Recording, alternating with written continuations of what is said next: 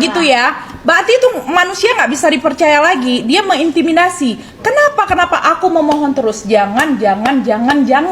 Karena nanti tergiring opini ke produk yang udah aku benahi lagi. Capek-capek kita ngebenahi, kita gimana caranya, oke, yang salah kita perbaiki, oke, yang ini. Jadi kok diintimidasi terus ini? Ada apa ini? Aku udah curiga, ada apa? Kenapa? Gitu kan? Kamu ada juga produk kamu yang haki, tapi ini katanya, mana ada yang haki lagi? Maksudnya nggak ada tuh haki lagi. Yang itu masalah 2 tahun lalu itu di reseller tuh kejadiannya, ya kan?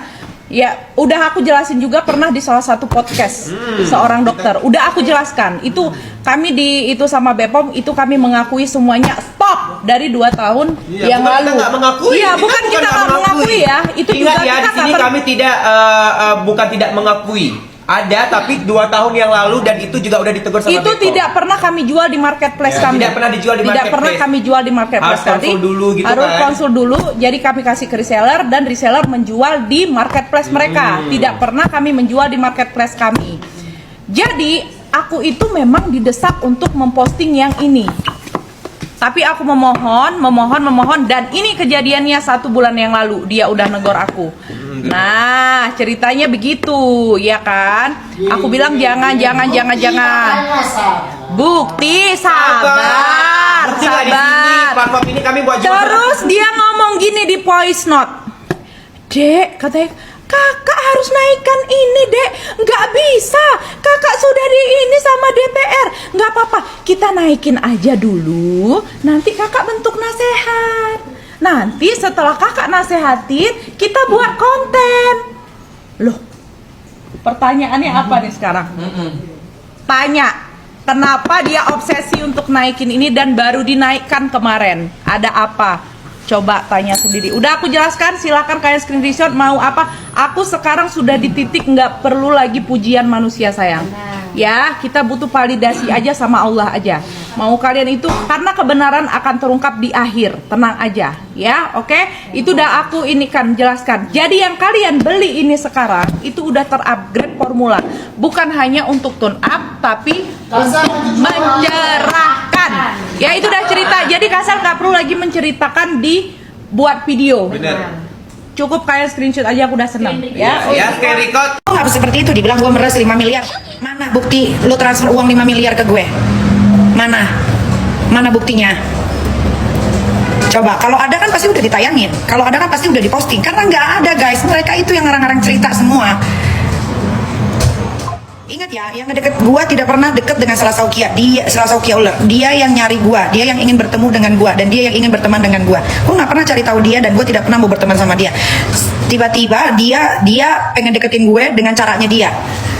Gua nggak pernah buat nyerang owner skincare yang di Makassar, dan dia bilang katanya skincare di Makassar itu harus diratain. Salah satunya Mira Hayati, Dugong, punyanya NRL, Maxi, temannya dia Fendi France.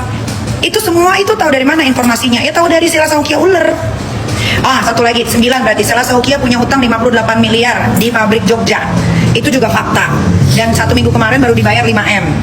Setelah hampir 1 tahun utangnya nggak dibayar-bayar. Di chat nggak dibalas-balas. Di chat nggak dibalas-balas. Mail aja tahu. Di mana letak fitnahnya itu di mana? Kalau memang fitnah, kan udah bilang laporkan. Kantor polisi itu 24 jam nggak tutup. Kalau memang ada pasalnya dapat, pasti bisa ngelaporin orang. Yang 100M, 30 berapa M-nya itu baju juga konveksi dia ngutang sekitar 38 miliar. Berarti kan hampir 100M utangnya.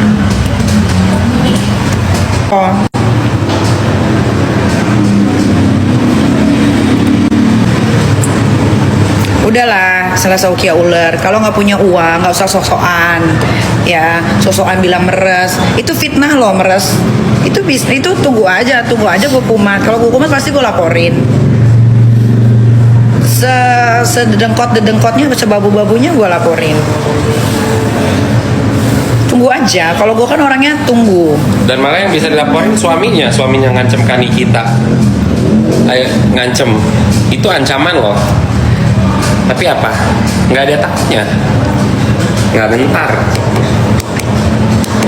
SS nantangin Doktif. Ya iyalah, karena kan secara nggak langsung omset dia menurun. Makanya dia diajakin ribut. Tadinya kan dia gitu kan, tiba-tiba jadi berani. Kenapa? Karena ada backingannya, Fitri anjing, anak durhaka. Kita lihat aja dia bisa di backing sampai kapan.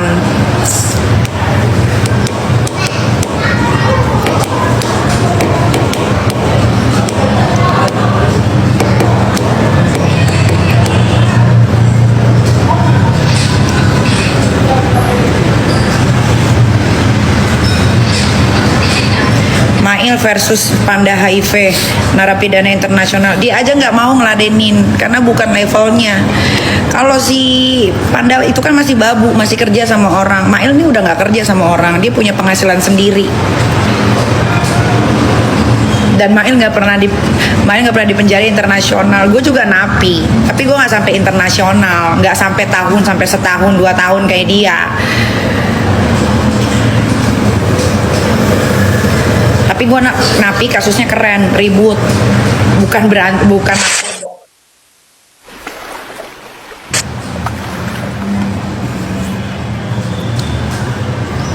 siapa yang mau ngeladenin dia? Semua yang diomongin begitu semua, nggak jelas. Dibilang orang fitnah-fitnah, dikasih tahu yang benar nggak terima, dibilang tantrum. Yang tantrum kan dia, teriak-teriakan, apalah segala macem. Ini udah seminggu loh, katanya ada bukti CCTV, mana? Sampai sekarang nggak ditayang-tayangin.